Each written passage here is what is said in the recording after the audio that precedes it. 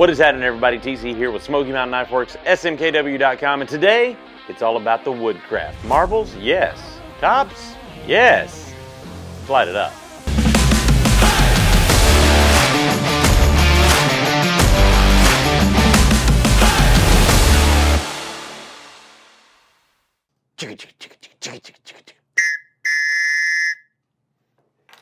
That's right, baby. We got that Woodcraft going on today. Now, this is going to be kind of a hybrid. So we've started our history series. We've got a brand new knife from Tops. It is the Woodcraft. It is a collaboration with Marbles, which is in part us.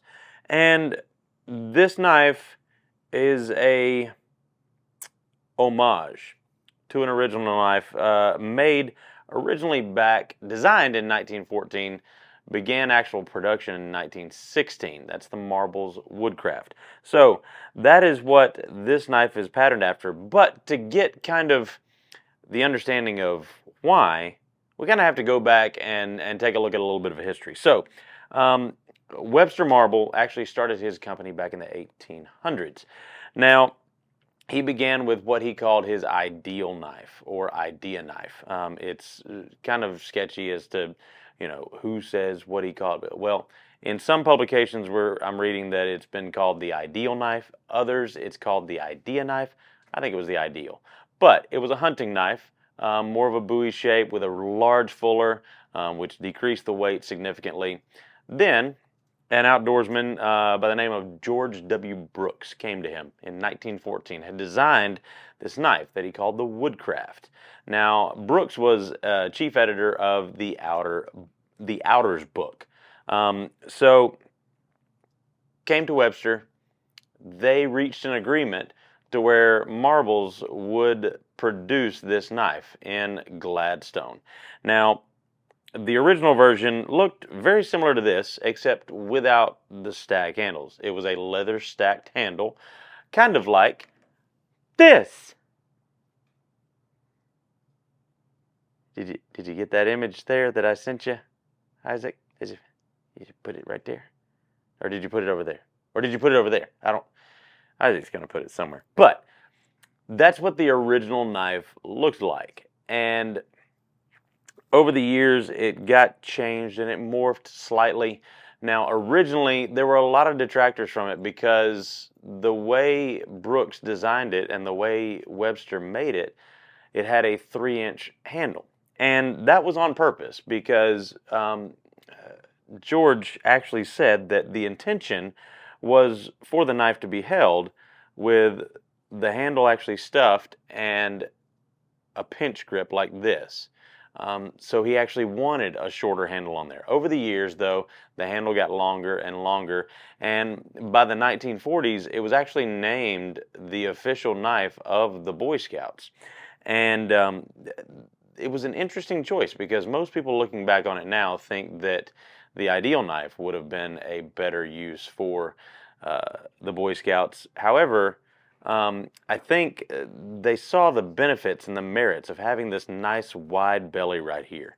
And so it became an extremely popular knife. Now later on, Marbles actually created one of the first USMC fighting knives that ended up becoming the official USMC fighting knife made by K-Bar.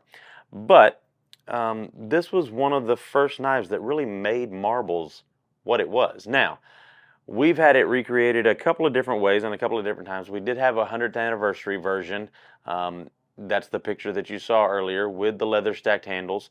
Now we've also got this one being made. Now this one right here, and I'm going to show this one to you up close.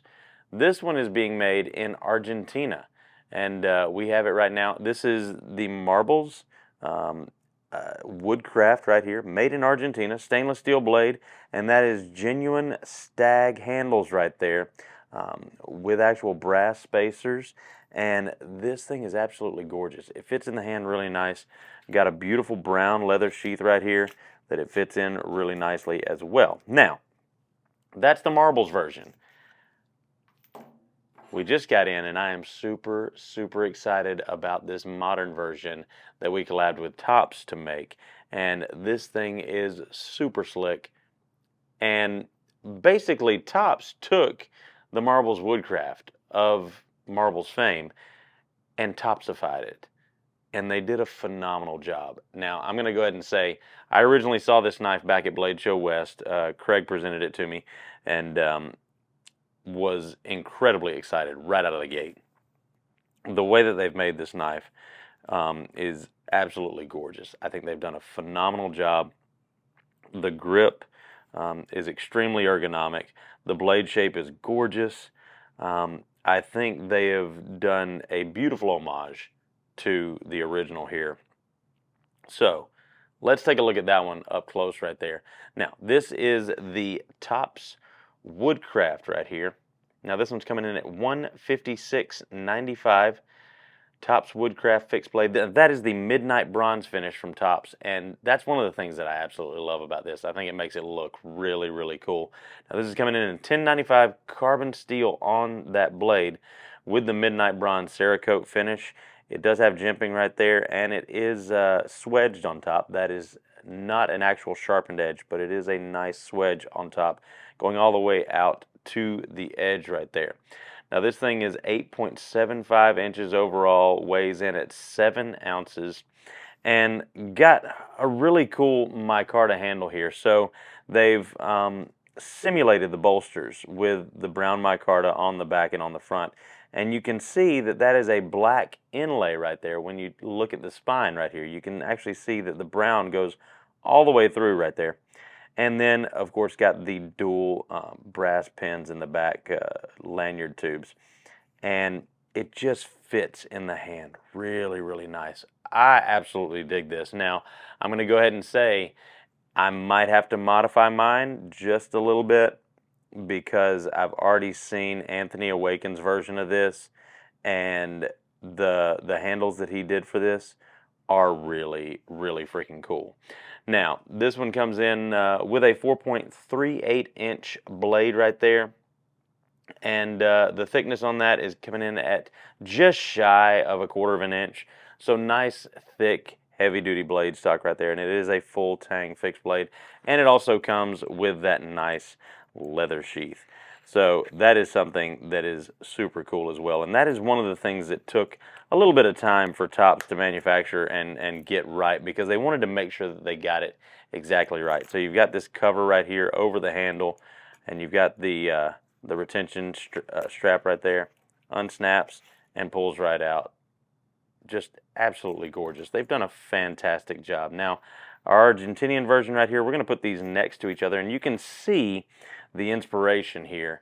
So we've got our Marbles version here on the bottom, and then of course the Topps here on the top, and just absolutely beautifully done right there. I think these are both phenomenal. Now, you're going to find links to these in our description below. Let us know what you think about these, and let us know if you've ever had a Marbles Woodcraft before, because these are phenomenal knives, and these have so many different uses and are going to be so useful when bushcrafting, out in the woods. As a hunting knife, it's going to be fantastic. I love the belly on it. It's going to make it really good for skinning, and you can actually choke up on it just like this, and it's going to make it really easy to get underneath that pelt right there and just lay it right open. So I think that's a really cool knife and got a lot of different uses right there. Check these out, like I said, in the description below. And folks, let us know in the comments down below what you think. Also, be sure to give us a like, share, comment, subscribe, all of that jazz. And thank you so much. We just got back from Blade Show, Texas, and we got to see a lot of you folks, a lot of you viewers and fans out there. And I cannot tell you how much you guys mean to us and how much we appreciate seeing you guys, talking to you guys at these Blade shows. It really makes what we do matter, and it really makes it, I guess, hit home for us, because getting to meet and interact with you guys was really cool. So thank you guys for that. And we've got some really cool stuff coming up, so stay tuned. As always, folks, it's been me, TC, here with Smoky Mountain Knife Works, smkw.com. And remember, if it cuts like a Woodcraft, then we Woodcraft it, carry it. That made no sense whatsoever. That made no sense.